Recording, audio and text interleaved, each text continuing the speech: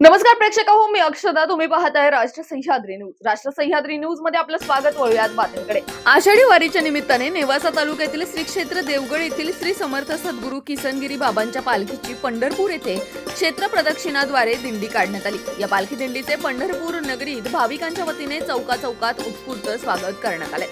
ज्ञानोबा माऊली तुकाराम असा जयघोष करत काढण्यात आलेल्या या दिंडीत सुमारे 1,500 भाविक सहभागी झाले होते. पंढरपूर येथील भीमा तीराजवळ असलेल्या देवगड संस्थांच्या मठामधील प्रांगणातून गुरुवर्य महंत श्री भास्कर गिरीजी महाराज यांच्या मार्गदर्शनाखाली व उत्तराधिकारी स्वामी प्रकाशानंद गिरीजी महाराज यांच्या उपस्थितीत रविवारी दिनांक 14 जुलै रोजी सकाळी 7 वाजता श्री समर्थ सद्गुरू किसनगिरी बाबांच्या पालखी क्षेत्र प्रदक्षिणा दिंडीस प्रारंभ झाला.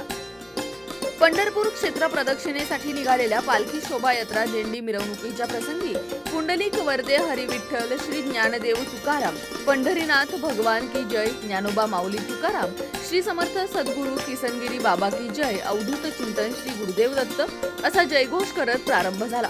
अग्रभागी वारकरी संप्रदायाची पताका खांद्यावर घेतलेले झेंडेकरी पथक, त्यामागे गुरुवर्य श्री भास्कर गिरीजी बाबा व स्वामी प्रकाशानंद गिरीजी महाराज यांच्या समवेत टाळ मृदुंगाच्या गजरात हरिनामाचा गजर करत भजने गाणारे भजनी मंडळाचे पथक, पुष्पांनी सजवलेली पालखी, त्यामागे डोक्यावर तुळशी कलश घेतलेल्या महिला भगिनी असे या दिंडीचे स्वरूप होते. सदरची दिंडी भीमा तीराच्या पुलावर आल्यानंतर गुरुवर्य श्री भास्कर गिरीजी महाराज व स्वामी प्रकाशानंद गिरीजी महाराज यांच्या हस्ते गंगाजलाने पालखीतील पादुकांचे पूजन करून गंगामाईस साडी चोळी अर्पण करण्यात आली.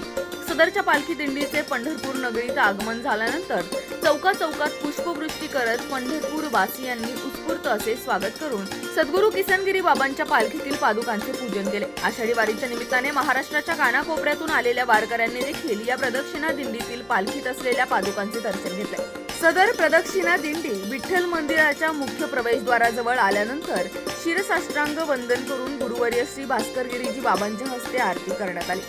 यावेळी काढण्यात आलेल्या पालखी क्षेत्र प्रदक्षिणा दिंडीमध्ये देवगड भक्त मंडळाचे वारकरी, सेवेकरी, भाविक मोठ्या संख्येने सहभागी झाले होते. मठ प्रांगणात ज्ञानोबा माऊली तुकारामच्या गजरात झालेले रिंगण सर्वांचे आकर्षण ठरले होते. तब्बल 3 तास चाललेल्या पायी प्रदक्षिणा पालखी दिंडीची सांगता उत्तर भीमातीरी असलेल्या देवगडच्या मठाच्या प्रांगणात महाआरतीने करण्यात आली. राष्ट्र सह्याद्री न्यूज साठी प्रतिनिधी सुधीर चव्हाण, नेवासा.